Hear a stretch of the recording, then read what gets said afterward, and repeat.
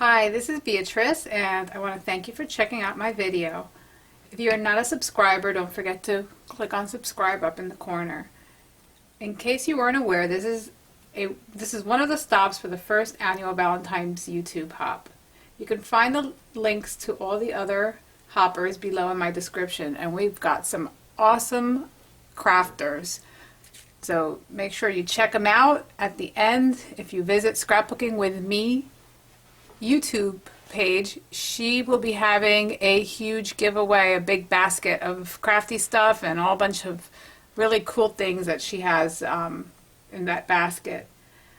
And if you keep watching my video, at the end I will have a prize that you can win by subscribing to my page and leaving me a comment on this video.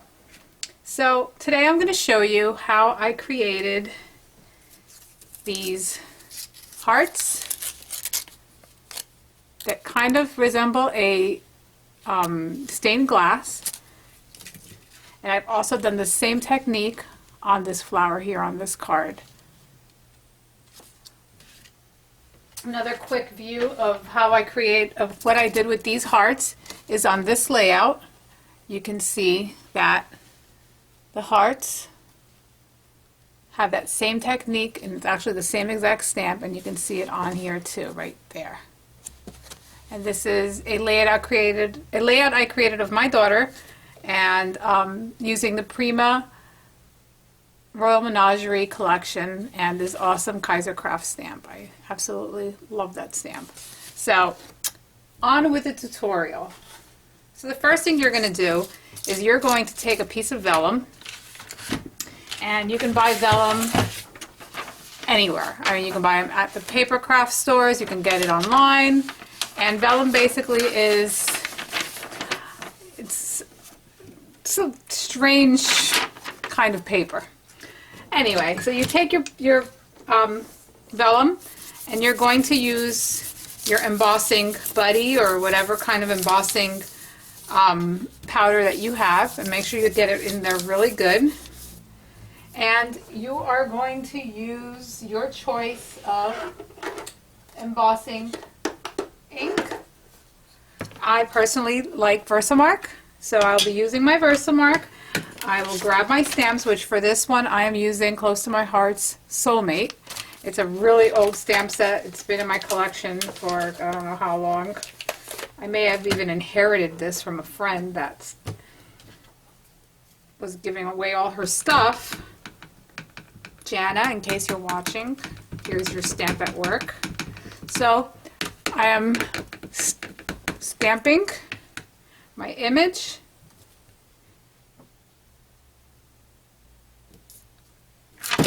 Oh, luckily it won't really matter. We'll do a couple of them, just in case that image didn't look really good.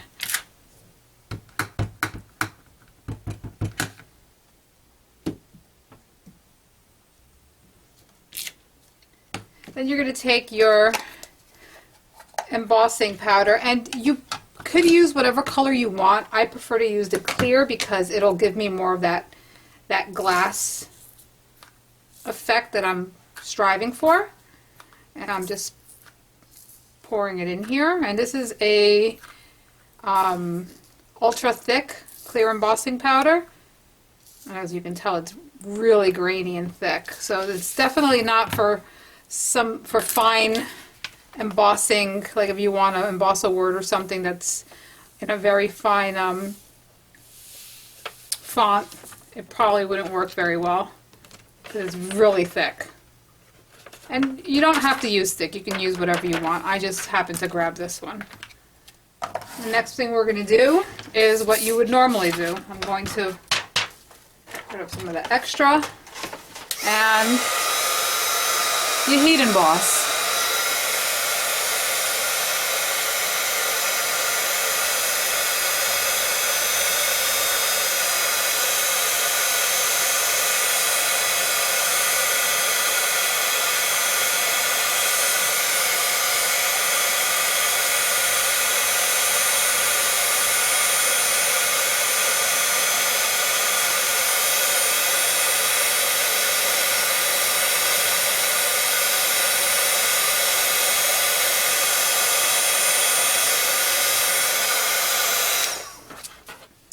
Alright, so this is probably going to be really hard to see, but that is what it looks like.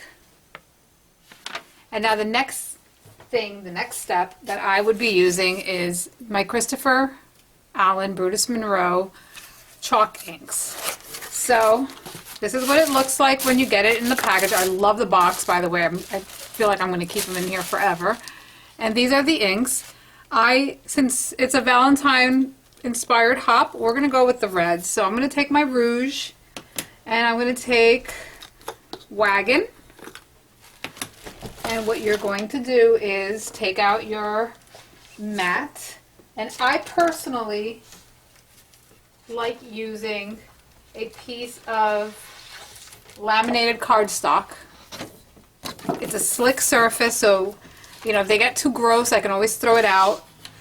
These inks do dry permanent, so if you don't get to wipe it off quick enough, it will dry onto your surface. So you want to make sure that you keep that in mind when you're using the Brutus Monroe inks. I love them for watercoloring because they do leave a vibrant color.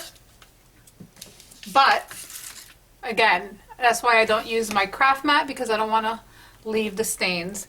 So the next, I have some water with me, and I also have a pen, and this is one of those water pens.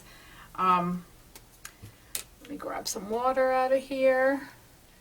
So you're going to take your ink, and we'll start with rouge. You're gonna get a nice little area, and I like just to squeeze the water out of the pen right onto my surface. And you're gonna mix it up, and then you're just gonna color. And you don't have to stay in the lines, because you know, unless you're not gonna cut it out. I'm planning on cutting these out. So it doesn't really matter if it's in the line or not. So I don't know if you can see that. Let me grab another white surface so that you can see it better. Oh, that's not going to work. So you're better off seeing it this way. All right, so the next thing I'll do is I'll wash my brush off. Clean my surface, and as you can tell, it did stain a little bit, but I don't care, because like I said, this is nothing more than a piece of white cardstock that I laminated, and I buy the laminating sheets in pretty big quantity. Ooh, did I just use the same exact color? Let's see. So you can also do, I think I did use the same color. Well, let me show you this little technique. You can go ahead and color some of it in. Clean your brush off. Grab your next color.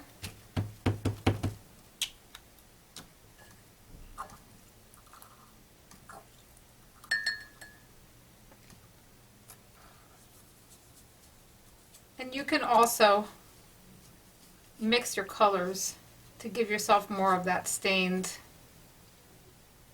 look. Okay. And just so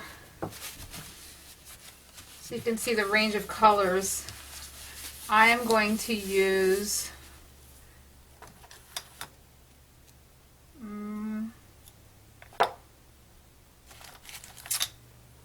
cornflower.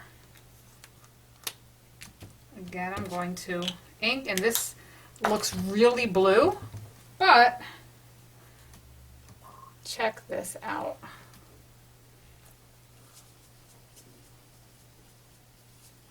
Look how gorgeous that blue is. We're going to go ahead and color that.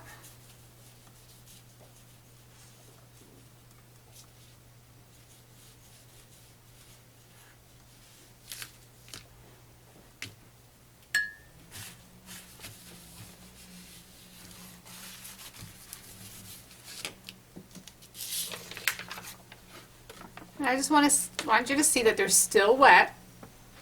So I am going to heat them up a little bit, dry them up.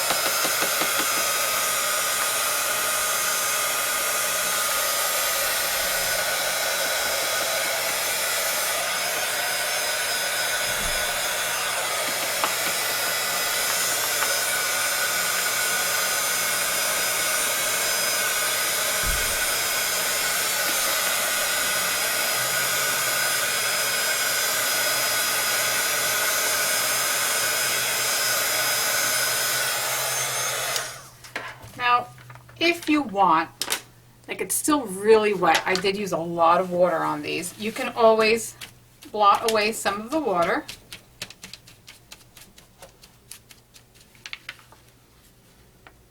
And you will still have plenty of pigment. Now if you were to wait for these to dry completely and you wanted to make them a little richer, a little darker, you can add another layer of color to these. The good thing about vellum is that it, for the most part, it holds water pretty well. The paper was not going to fall apart. So we are going to cut our images out.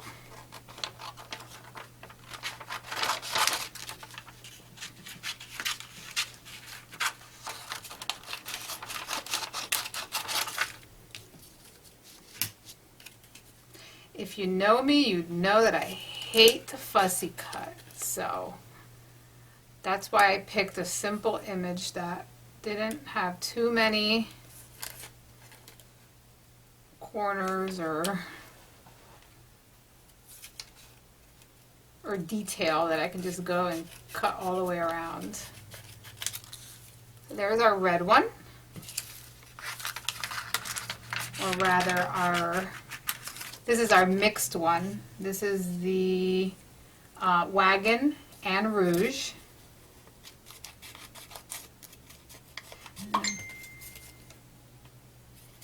So if you look closely, and I'll show you in a minute, you'll see that whatever was embossed has resisted the color.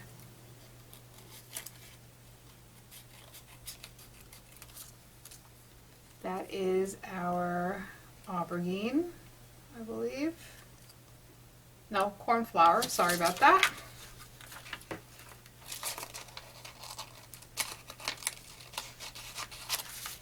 This one's still a little bit wet.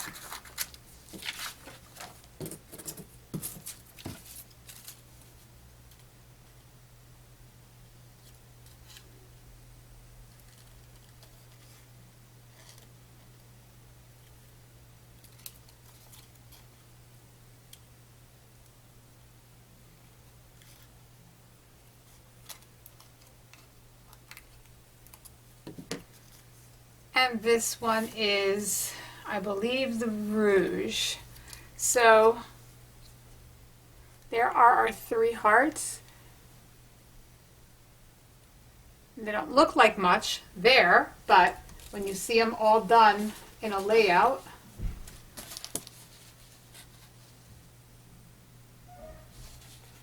they do look pretty awesome.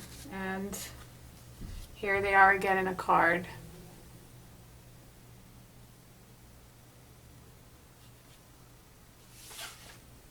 So now for my giveaway. I am giving away 2 items, actually 3 items that I have in my stash that I would like, are some of my favorite things, and I'd like you to have it. So I'm giving out a Wink of Stella pen, which I love Wink of Stella, so this is a silver one.